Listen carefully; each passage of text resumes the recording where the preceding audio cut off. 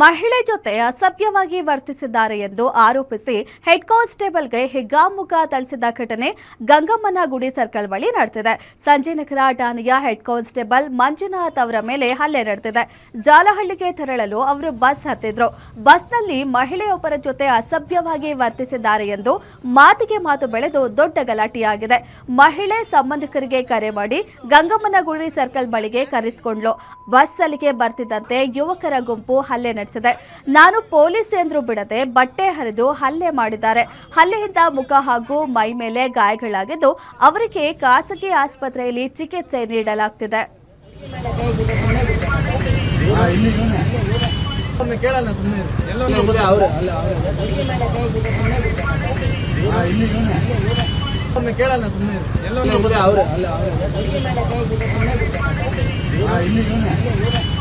ಕೇಳೋಣ ಸುಮ್ಮನೆ